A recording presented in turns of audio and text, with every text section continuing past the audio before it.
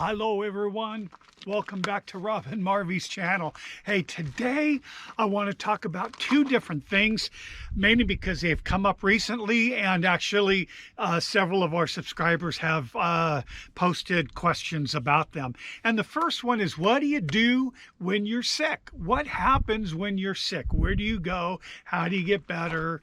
Etc., etc., and depending on where you are. And the other one is end of days. You know, I've had questions on what do you do? How do you prepare for when you're too old to be a nomad? So I want to address those things. Now, a couple of things to keep in mind. This is my opinion only. You have your opinion. You have your experiences. If you are a full-time nomad and you've been out for a while, you certainly have your own perspective. How you got here to be a nomad is going to affect you also. So remember, there's all types of people, age differences, financial differences. So everyone's a little different. For Marvy and I, this is just going to be our opinion. Okay, so here we go. First of all, what do you do if you're sick? Well, you really have to plan ahead for that. Same thing as Bob Wells says, you know, you got to make sure you have some kind of an emergency fund. You got to make sure you're pretty much self-dependent. You don't rely on other people. And for those of you that are thinking of becoming full-time nomads, you can't really depend on me or Marvy to take care of you, nor can you depend on Bob or Sue Ann or Greg or anybody else that you meet into the community. We all have our own lives, and we're right on the edge. We're welcome to share a campfire with you, our experiences, teach and share with you, but don't show up without any money or have problems. Just nobody has that finances to do that, okay? So you gotta be self-dependent, okay? So what happens when you're getting sick?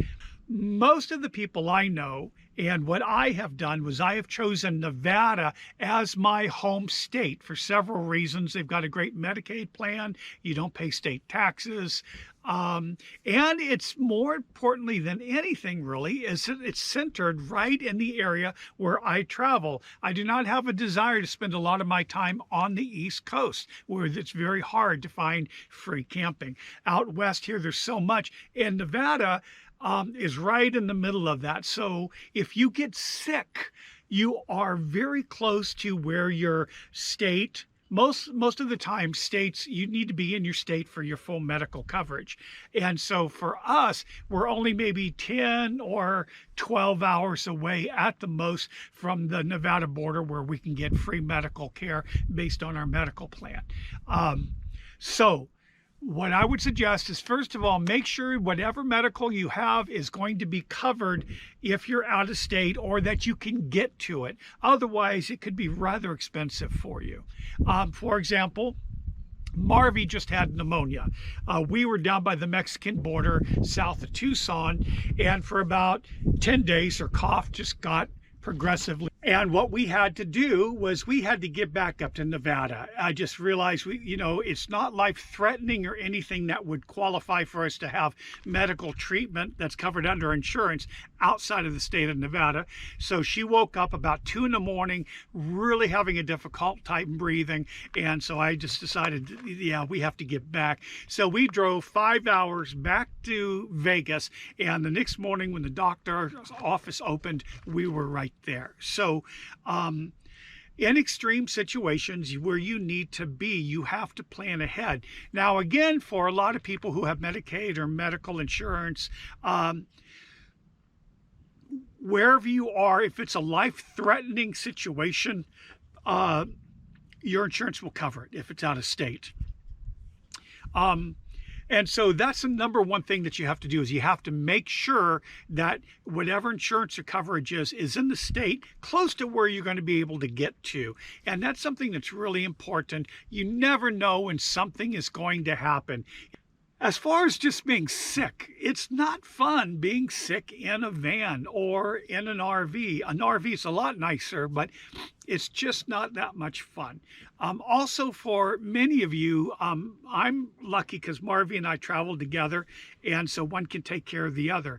If you're on the road, I would make sure that you be social enough to get to know some other nomads, exchange numbers, kind of keep track of where people are, and you kind of take care of each other. I'm not saying financially or anything, but it sure is nice when you're sick and you spent a couple days, lying in bed, to have someone come in and make soup for you or something. I think even in the movie Nomadland, Fern does that with the guy who's sick. It makes all the difference in the world. So yes, we are nomadic. We do live kind of, many people, a solitary life, and it does get lonely, but there's really no reason you can't have a support system. Go out and meet folks like you, exchange numbers, and find some good people out there. Everybody's out there to support each other. Same thing as if you're in a camp and it gets a little bit scary or something. It sure is nice to be able to know your neighbors. So that's it. So when you get sick,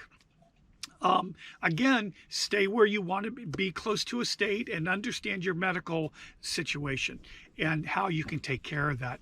The other thing is just make sure you have all of the stuff you need, some cans of chicken soup or some kind of instant soups.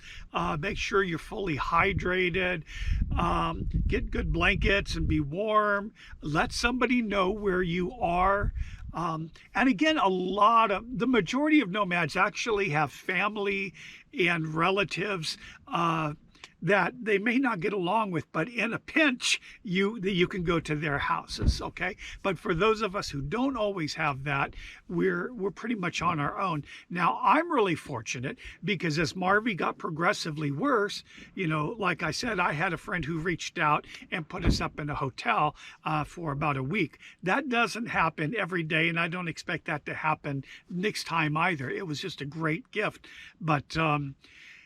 But otherwise, if you have family or some kind of a support system in a stick and brick home, some stable place, you may have to go there and recuperate. That's just the way it is. Okay. Now, let's move on. End of days. A very wonderful person asked me, are you preparing for the inevitable? And the answer is no. We're not. Some people do. I prepared for many years. I worked many years in corporate America, and we had all of these different things. And then between cancer and some other illnesses and the insurance situation I had, we kind of lost a lot of everything we had. And I also look at so many people actors, famous, Karl Marx, Groucho Marx, Marlene Dietrich, all of these old actors that had tons of money at one point died miserable deaths in nursing homes where they were abused or they were alone in an apartment somewhere. And I'm not trying to be a downer, but the whole point is there's no guarantees in life. You work your whole life and then something happens and your kids throw you in a nursing home. I'm talking worst case scenario, okay? But my whole point is we're not going to stop living just to prepare to die. I mean, I'm just not going to work full time just so those last week I could stay in a nicer,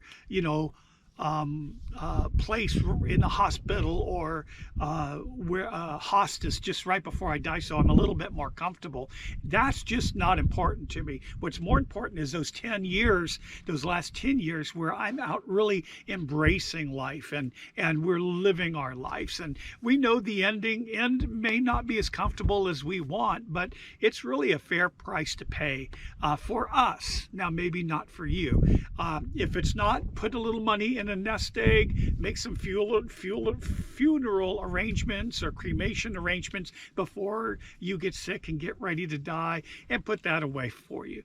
But for us, just not going to worry about it right now. We're just because you can go at any time. I've known so many people, these people in van life that are young and have heart attacks when they're only 40 or 50. You just never know. So for Marvy and I, as of now, and things may change, we don't make any major plans to do long-term care or any of that. Maybe in 10 years, if I get to that point where I'm not ambulatory, I will do that. But we're just not going to do that. Anyway, that's it really quickly. What do you do if you're sick? Be prepared. Have your things ready to make your life comfortable while you're sick. Your stove, lots of fluids, lots of soups, and most of the stuff you can ride out your own. Now, COVID is a completely different story. You know, Marvy and I, even though she had pneumonia, we've both been tested and we don't have COVID. I don't know what would happen if both of us had COVID and we had to park the van with Jackson. But you know what? I honestly believe, and I'm not a religious person, but I believe that things happen. You know, things will happen no matter what. It's just, you know, if we got sick, there's going to be someone who will want to take Jackson. I think some of you guys will go, yeah, I'll take Jackson. You know, so.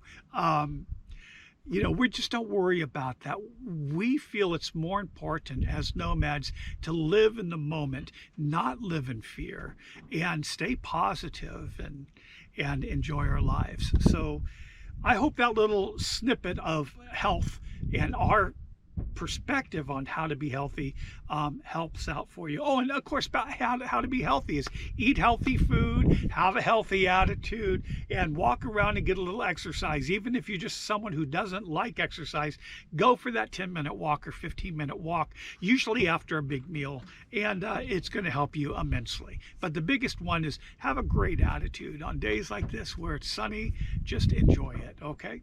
That's it for now, and you know the routine. Please tell your friends about us by hitting that share button. We're trying to grow our channel. If you feel that other people might like our perspective on life and how we handle things, share the button with them. Hit the thumbs up, smash it, man. We like those thumbs up.